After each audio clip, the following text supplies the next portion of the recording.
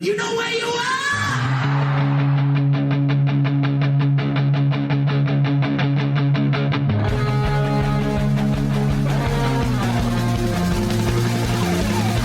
This is Appetite for Distortion.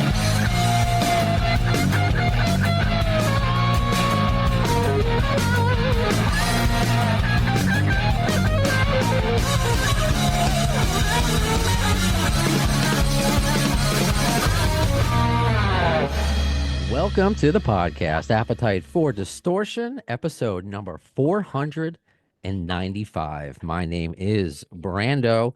You hear in the background, Baby Brownstone, who may join us, who may sip on a bottle of not Jack Wednesday 13. I don't know what you were thinking of. Milk. Oh He's no, still young. too young, too young. I don't know if you remember that Not till movie. you're 12, son. Not till you're 12, or at least Wednesday 13. Yeah, not till you're 13, son. You know, we were just talking about, I don't want to make you dizzy. And if you're watching this on YouTube, you have such a great background with action figures and toys. And I have so many of my Ninja Turtles and Ghostbusters and old wrestling figures. So before we get into the new album and GNR and all that fun stuff, I mean, as a toy aficionado, well, I see G.I. Joe back there. What else do you have back there? This is one of the many little clusters of collectibles I have. This particular area, my office is mainly G.I. Joe, He-Man figures, and most of it is the original stuff, and then some of it's the newer, but it's still modeled after the original stuff.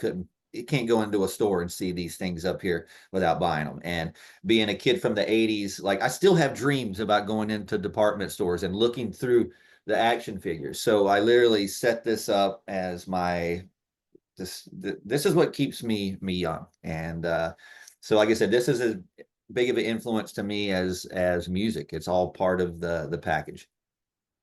I love that because I know we only have a limited amount of time, but I feel like I know you already just from following your career with the action figures, because I'm the same way going to Toys R Us. I mean, I can't believe my son's gonna grow up without a Toys R Us. I'm gonna have to tell him about Jeffrey the giraffe. It'll come back. It'll somehow come back. But you remember what it was like to walk into a toy store as a kid. It seemed like a kingdom. It I did, mean, and that's why I appreciate you and what you do because your music is also a throwback. You see what I did there? The segue.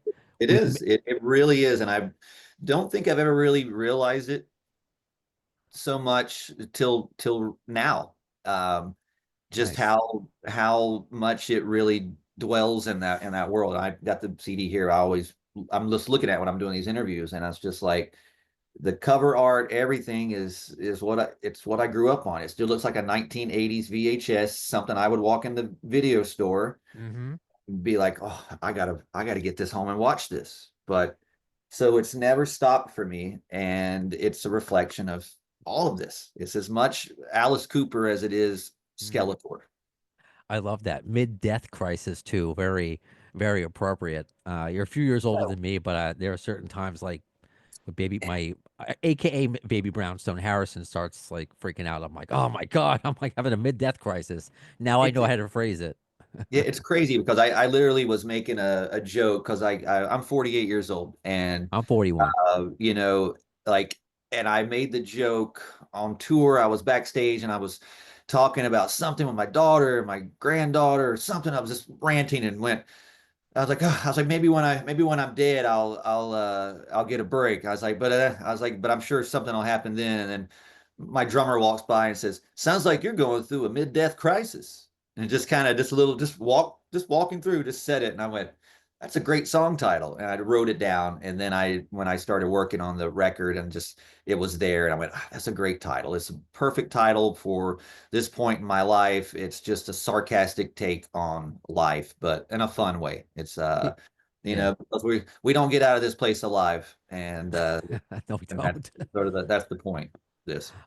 I love that. And you mentioned Alice Cooper because if you, especially, I mean, if you're familiar with your music, first of all, but if you listen to the first single and watch the video for what is it, When the Devil Commands, you scroll down to just overwhelmingly positive response from your fans, and you see comparisons to Alice Cooper and Rob Zombie's in there, Marilyn and Manson. I read all those comments too, and just because I handle a lot of my social media or most of it, and I'm just in the zone on everything. So I read all the comments because I want to know what my fans think. I would say 99% of those comments on YouTube are positive, and you got your couple that come in to tell us that we suck. Uh, but no, I read that too, and they get it. The overall consensus is Alice Cooper, Marilyn Manson, Rob Zombie, and Kiss were the and Kiss. four that I heard constantly. And I'm like, that's good with me. Because a lot of people hear with their eyes. So Mm, they see my look and they think Manson or whatever. And I can understand that. But the music I don't think necessarily sounds like Manson. no, It's in the same world. We swim in the same waters, but it's a different thing. different Uh, shark. yeah. So that's what makes what I do unique because I am inspired by all those bands in different ways, but I don't sound just like one of them. It's a mix of all that, and I think that's what works for me. Like the Alice Cooper thing, there isn't one record I haven't put out where I don't.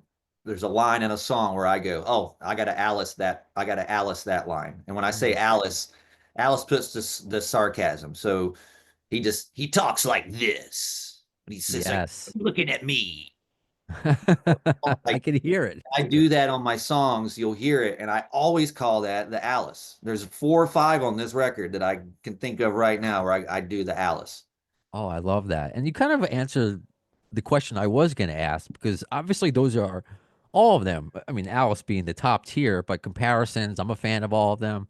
But at the Mhm. same time, you want to be yourself. So Right. does that become hard to navigate the comparisons versus paving a way for Wednesday 13?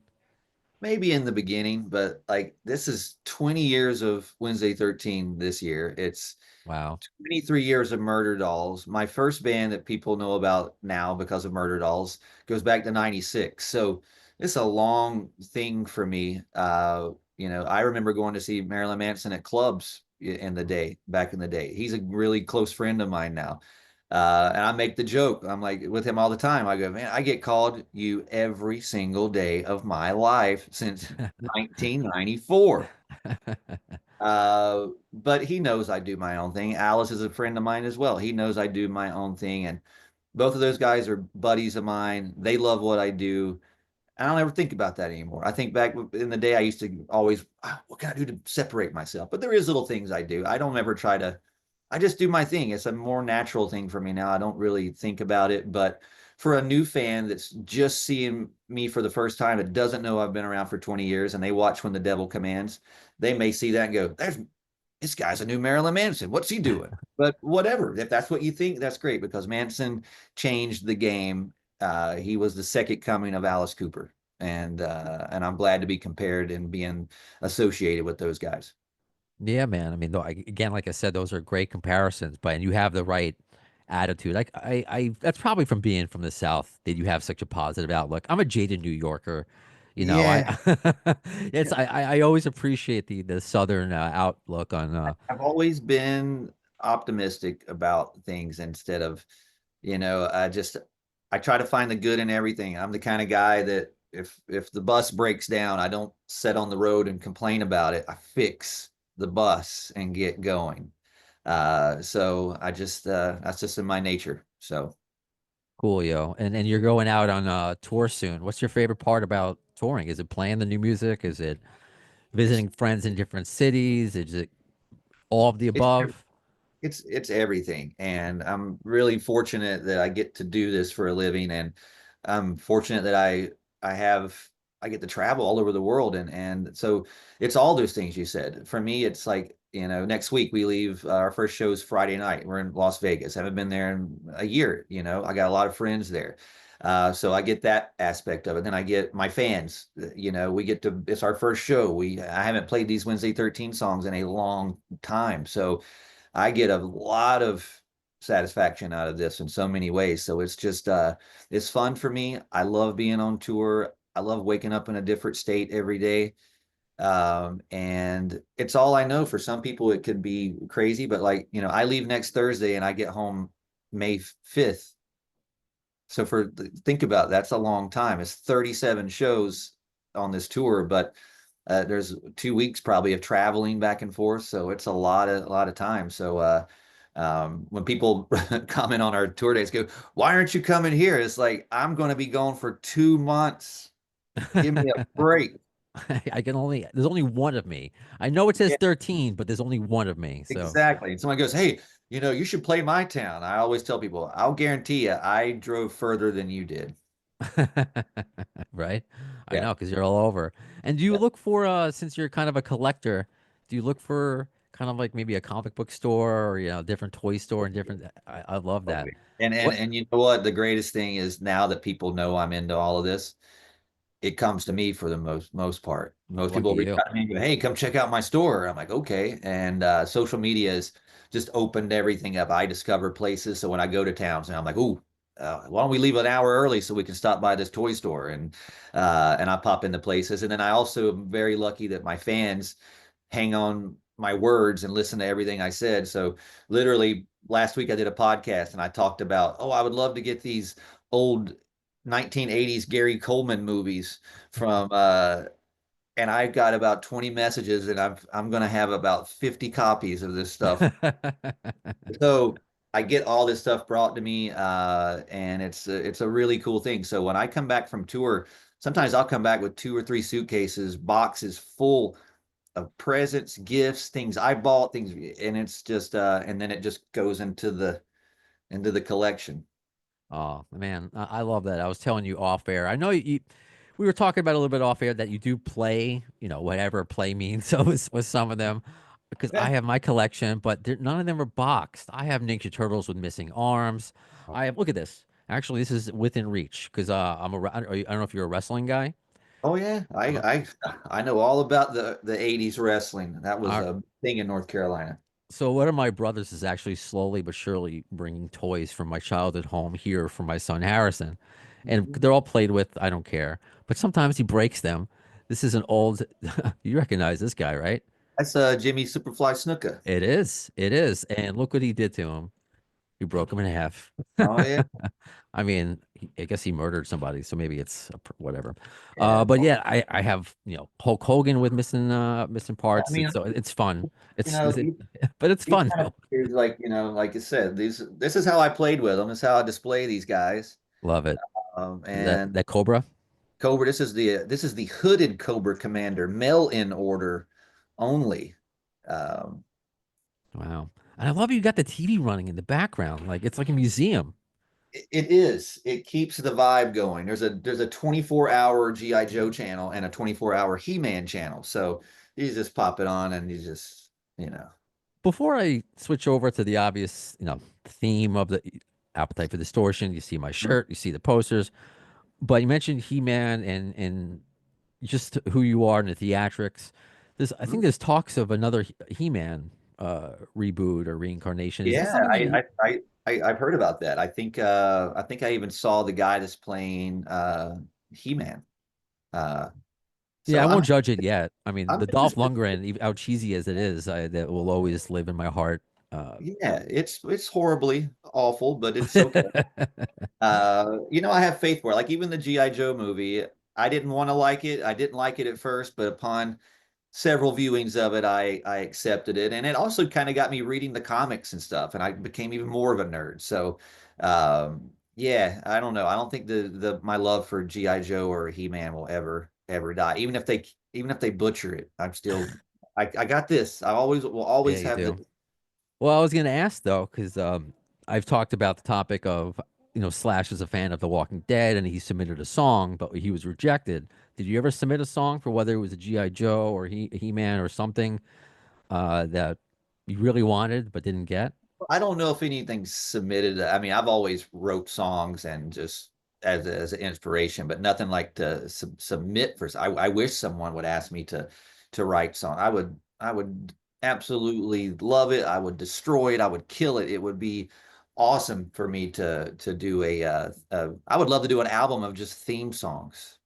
Do you like one of horror theme songs? I mean, there's enough So horror movie. No? I could do all of this stuff. Like even our drummer live, there's this when we have a drum solo in between his parts drum solo, we edited in horror movie samples.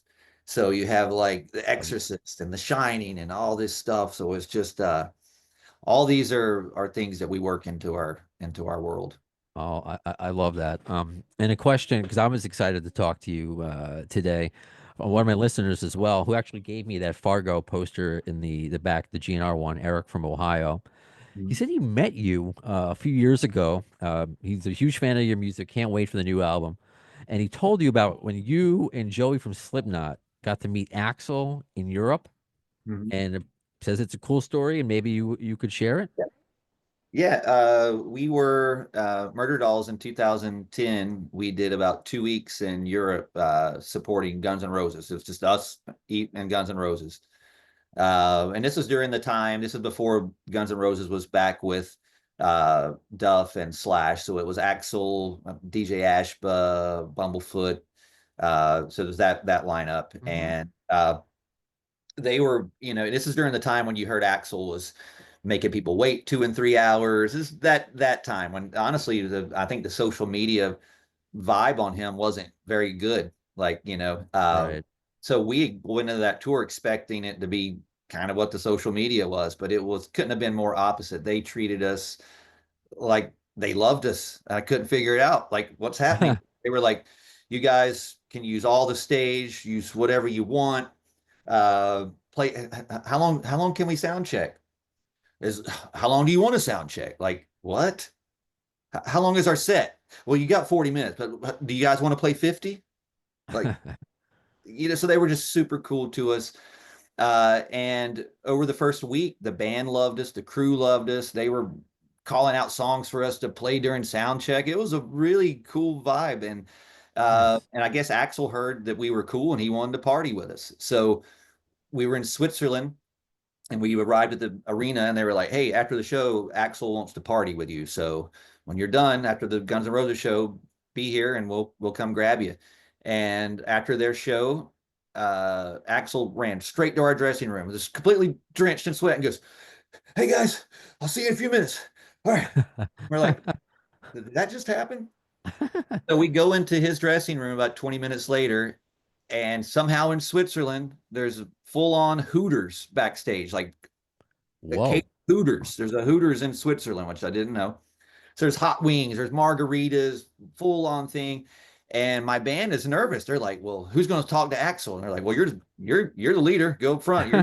You talk." So I'm kind of leading the pack, and we're all kind of nervous. We don't know what to say to him, and we walk in the room, and I see him, and I'm walking up to him, and I'm like, "Hey, man!" He sticks his hand out and says, "How you doing? Nice to meet you." And he just first thing he said was he just looked at my shoes and went, "Cool boots. Where'd you get them?" And I just went, "Myrtle Beach." And it was just like crickets. And he went, "Cool."